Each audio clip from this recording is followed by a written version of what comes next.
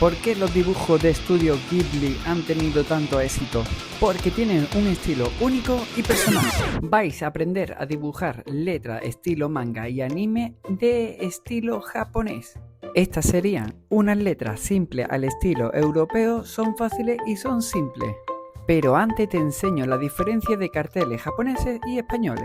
Las letras españolas son simples y las japonesas tienen fuerza y estilo. Aquí podemos comprobar unas letras en español y aquí estas son las realmente japonesas y así sucesivamente. Las diferencias de verlo en inglés, en español y a japonés son brutales. Pero hagamos nuestras letras estilo anime. Y estas no son letras japonesas, simplemente tienen una forma diferente.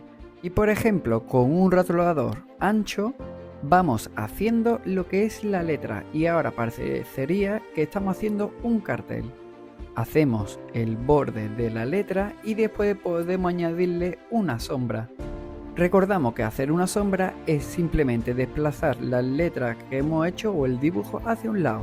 Luego lo podemos rellenar con un color más oscuro, yo utilizo el mismo lápiz y este sería el primer resultado.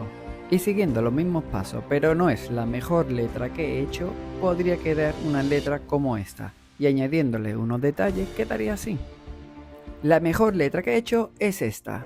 Haciendo un estilo orgánico, dejándome llevar con la mano suelta y como si fuera temblorosa. Y uniendo todas las letras voy haciendo así un tipo de letra como si fuera maligna.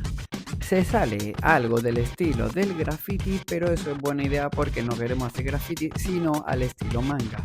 Ya veis que podéis hacer unas letras muy chulas y lo que hice antes es hacer el esqueleto de las letras y ahora estoy haciendo la superficie, bordeando las letras por fuera, dejando algunos espacios irregulares.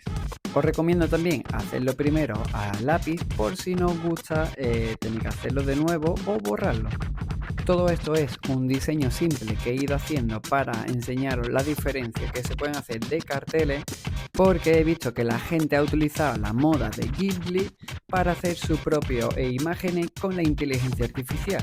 Y el diseñador de estilo Ghibli ha trabajado durante muchos años para sacar su propio estilo. Por eso digo que dejarse de utilizar tanta inteligencia artificial y ponerse a dibujar. Que parece que no tenemos diseñadores españoles para hacer letras para los carteles.